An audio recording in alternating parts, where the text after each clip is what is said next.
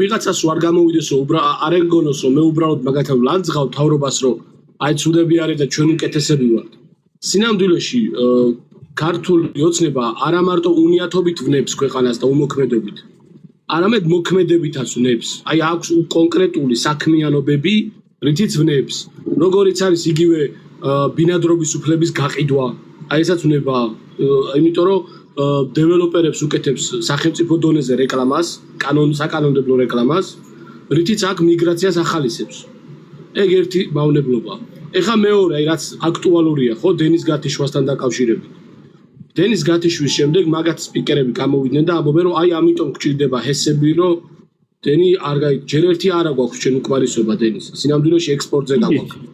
კი. ხო და ეგ სისულელია, რომ ჰესები გვაკლია და დენი იმიტომ ითიშება. მეორე, კაი დაუშვათ, ეხლა სწრაფად იზრდება ქალაქები, ბევრი შენობები შენდება და მეტ დენს მოიხმართ, დაუშვათ. მაშინ კითხვა ჩდება, კაცო.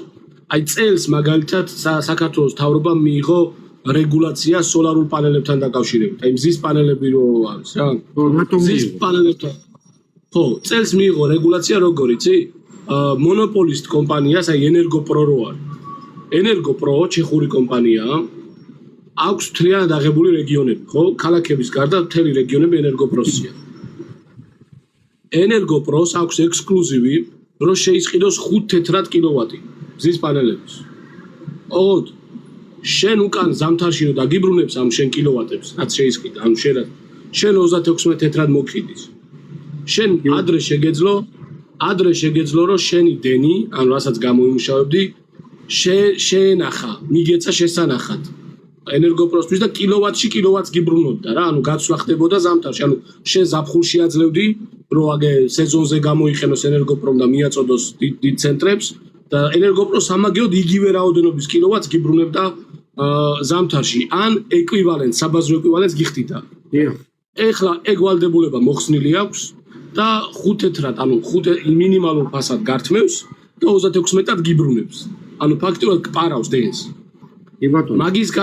მაგის გარდა მე თუ მინდა რომ სხვას მივყიდო დენი. ხო, ანუ არ მივცე ენერგოპროს და მივყიდო კომპანიას, აი რავი, საწარმოს. რომ აი მე მაქვს მზის პანელები და საწარმოს მოვამარაგებ დენით. ქსელი სახელმწიფო ქსელია, ამას გადავიხდი. არ მიგიშვებენ მანდამდე და როგორ 100 კილოვატზე ზემოთ უკვე არ შეგიძლია წარმოება, განსაკუთრებული ლიცენზია გჭირდება და მაგაში ენერგოპროს თან ერთად უნდა გაიარო თან, იმიტომ რომ ქსელს ის მოიხმარს და ხელი უნდა შეუშალო რა. ხო და თუ კიდე ჩერეზე ენერგოპრო უნდა გააკეთო ეგ, მანდაც ენერგოპრო თავის დამატებით საბეგარას გიმატებს და მანდაც კპარავს დენს. ანუ ოღონდ ეს ყველაფერი რეგულაცია განა სულ ეგრე იყო. თავიდან ნორმალური იყო, აი ევროპიდან რომ შემოვიდა ეს მზის პანელების სისტემა, მწვანე კანონი ერქვა, პარიზის შეთანხმება ქვია. რომ ანუ მიუშვით ყველა ვისაც უნდა გააკეთოს და გაყიდოს ოდნავ საბაზრო ფასზე 10% ქვემოთ იყო რა ფასი. და ეგ არის აი როგორი რაღაც, ეს ძალიან მაგარი ბიზნესია.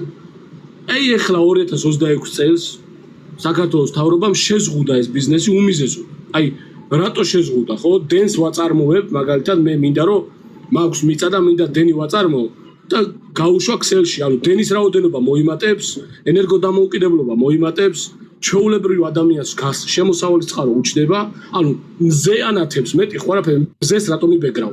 ხო და აი მზის სინათლის გარო ცოტა ფული ვიშოვო და თან ქვეყანას გამოვადგე. მაგის გაკეთება მინდა და მთავრობა კანონს იღებს, რომ ამაში შეგზღუდოს. უბრალოდ აი ამიხსნას ვინმე, ამაში ლოგიკა სად არის? გარდა ერთისა. ყველაზე მეტად ეს აწყობს ენერგოპროს და სხვა მონოპოლისტ ენერგოკომპანიებს. გამოდის რა? კორუფცია. მონოპოლისტმა ენერგოკომპანიამ შეუკვეთა მთავრობისგან რომ შეზღუდა ეს სოლარული პანელები და რაღაცა, მე თვითონ ავიღებ ჩემ თავზე და თვითონ სარგებლობს. აი უბრალოდ ერთი კომპანიის მონოპოლისტის გასამდიდრებლად უამრავი ჩვეულებრივი ქართველი მოქალაქე, რომელსაც შეეძლო ფინანსურად დამოუკიდებელი გამხდარიყო, ენერგოდამოუკიდებლობისთვის ძალიან ბევრი ნაბიჯი გადაედგა, აი ესენი ჩაკლეს დასაწყისშივე. იმიტომ რომ 1 მეგავატის დადგმა საქართველოში გიждდება დაახლოებით $380,000 დაახლოებით 1 მეგავატიანი ელექტროსადგურის, რომელსაც 2 წელიწად ნახევარში ამოიღებდი აქამდე. ანუ უმარტივესი ინვესტიცია ნებისმიერი ბანკი გაძლევს, იმიტომ რომ გარანტია რომ მზე უეჭველი ამოვა. ხო, ანუ ბანკი არ რისკავს, მზე ამოვა საწავა და ქსელში კიდე დენი გავა, ანუ აი არავინ არაფერს არ რისკავს რა, წაუგებელი ბიზნესი იყო. და ეხლა ეგ მაგ პროგრამებში თავიდან ტენდერებში კი დიდი კომპანიები ჩახდნენ, მაგრამ უკვე დაწყებული იყო, ჩვენთანაც დაიწყეს დასავლეთშიც. ჩვეულებრივმა ხალხმა დაიწყო პატარ-პატარა 100 კილოვატიანი, 200 კილოვატიანების ჩადგმა და გაზდა. და ჩაკლეს, აი უბრალოდ ყველა მხრიდან აღჩობენ. თან როგორ ანუ სადმე გაჟღერებულა ეგ რეგულაცია, ვინმესთან განიხილეს? აი უამრავი ადამიანი არის, ვისაც ქონდა ეგ ელექტროსადგურები. მაგ ხალხთან დასხდნენ, განიხილეს, რომ აი ესეთ რაღაცას ვაპირებთ. ვინმესთან დისკუსია ქონდათ, არა, კაციშვილმა არ იცის, იმიტომ რომ ახალ ამბებშიც არ ყოფილა. ჩუმად უცებ პარლამენტში არც ოპოზიციას ქონდა პრობლემა.